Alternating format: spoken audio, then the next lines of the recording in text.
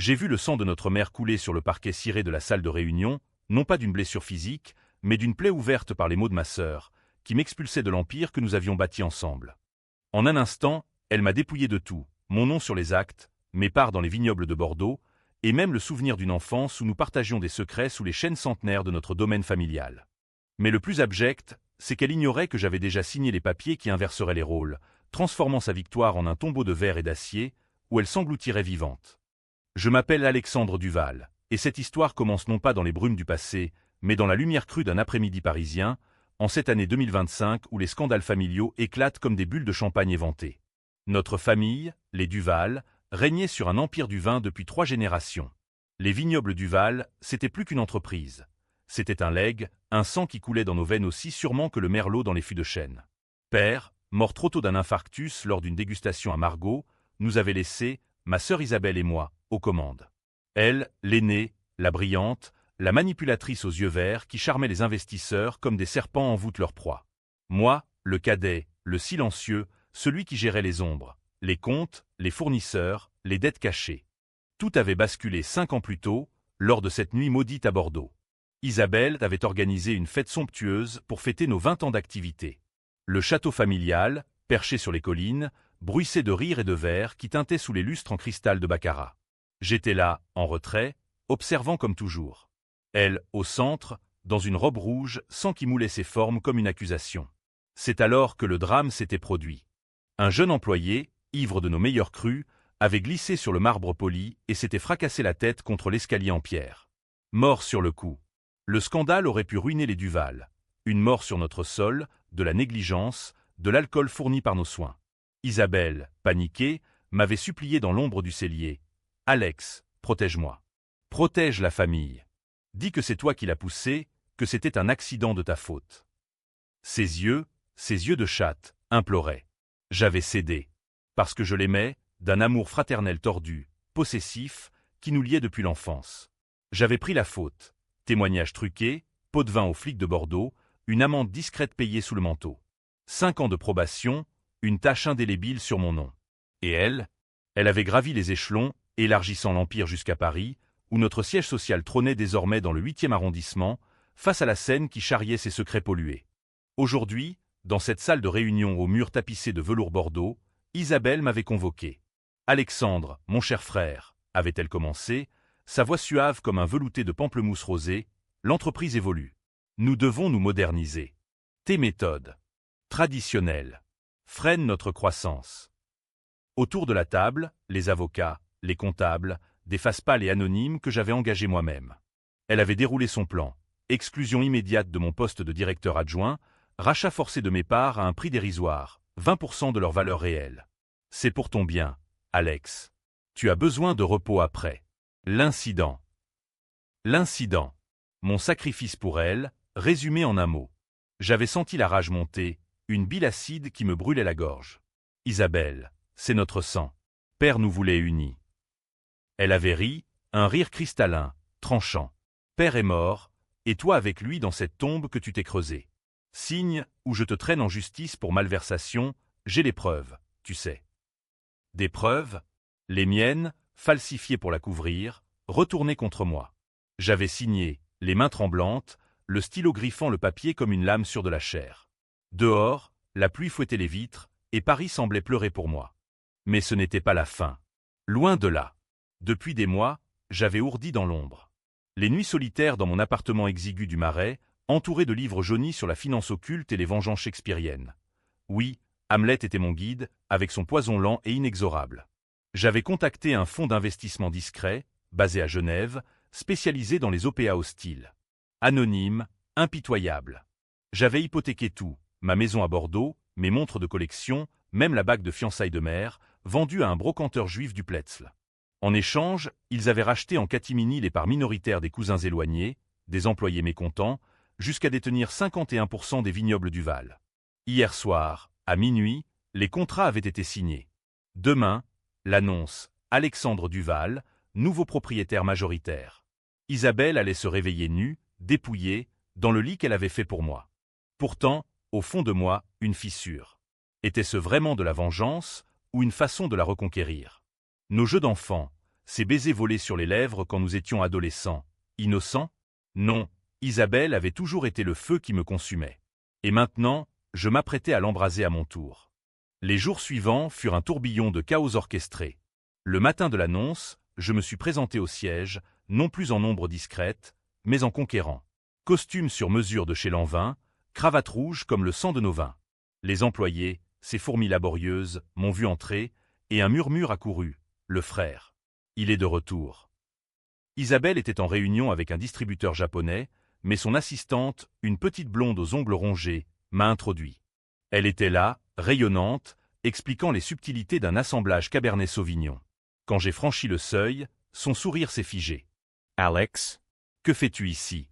Tu as signé, c'est fini. » J'ai sorti les papiers, scellés de cire verte, et les ai posés sur la table de verre. « Fini pour toi, ma chère sœur.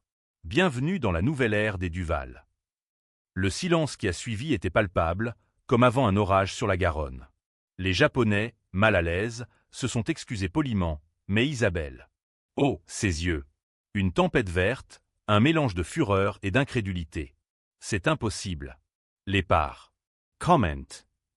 J'ai souri, ce sourire que je réservais aux dégustations privées, subtil et venimeux. J'ai acheté, Isabelle. Tout. Tes cousins, tes amants influents. Oui, je sais pour Marc, le banquier qui te baise sur le bureau pendant les pauses déjeuner. 51%. Tu n'es plus rien.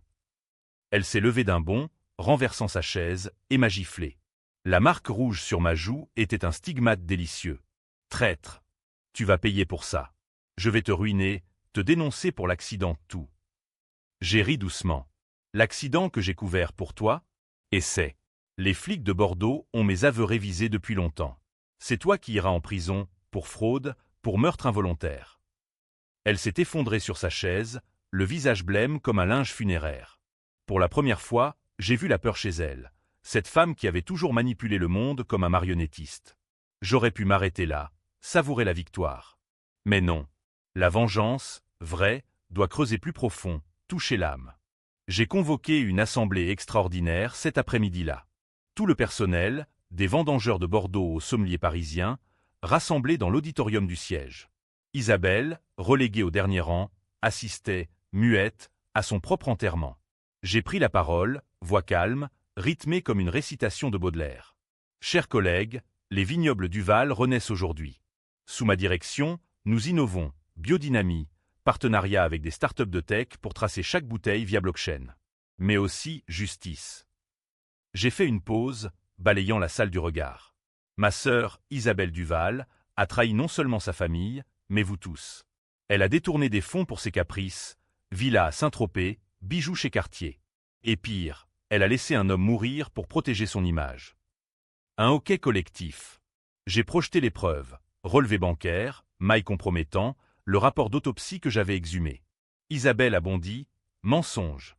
Il ment. Mais les murmures enflaient, des regards accusateurs se tournaient vers elle. Ce soir-là, seule dans son bureau, désormais le mien, elle m'a confronté. Pourquoi, Alex? Après tout ce que nous avons partagé. Ses larmes coulaient, mascara coulant en traînées noires. J'ai approché, effleurant sa joue. Parce que tu m'as brisé, Isabelle. Et parce que je t'aime encore. Elle a reculé, mais ses yeux trahissaient le doute, ce feu ancien qui couvait. C'est de la folie. Père nous voulait unis. Père est mort par ta négligence, aussi. Tu l'as poussé à boire ce soir-là, avec tes ambitions. Mensonge? Vérité? La frontière s'effaçait. Nous nous sommes embrassés alors, un baiser empoisonné, mélange de haine et de désir interdit. Elle a murmuré, « Arrête tout, je te rends les rênes. » Mais je savais, elle complotait déjà, appelant ses avocats dans l'ombre. Les semaines suivantes furent un ballet macabre de coups bas. Isabelle, virée mais pas vaincue, lança une campagne de diffamation. Articles dans Le Monde, rumeurs sur X, l'ancien Twitter, accusant d'inceste, de folie. Alexandre Duval, le frère parricide qui couche avec sa sœur pour le pouvoir. Paris bruissait de scandales, nos vins boycottés dans les restaurants étoilés. Moi, j'ai contre-attaqué avec Finesse française. Un livre blanc sur la tyrannie des aînés, interview larmoyante à France Inter où je pleurais mon sacrifice pour l'accident. L'opinion bascula, justice pour Alex trendait. Mais elle n'abandonnait pas. Un soir, intrusion dans mon appartement, mes dossiers brûlés, une note, rends-moi tout, ou je révèle notre secret, celui de l'enfance, quand tu m'as forcé. Forcé? Le viol que j'avais nié, un jeu d'adolescent devenu cauchemar. Elle l'avait eu, pour le pouvoir. Maintenant, arme à double tranchant. Le point de non-retour arriva lors de la vendange, fin septembre. Bordeaux, sous un ciel plombé, les grappes pourrissant sous la pluie incessante. J'avais décidé de la confrontation finale au cœur du domaine, le cellier où tout avait commencé. Elle y était, seule, sabotant les fûts, poison versé, étiquette falsifiée. Pour te ruiner, Alex. Comme tu m'as ruiné. J'ai verrouillé la porte, le fer grinçant comme un rire démoniaque. Finissons en « sœur ». Choisis, suicide professionnel, où je publie tout, l'accident, les détournements, nos nuits interdites. Elle a ri, hystérique.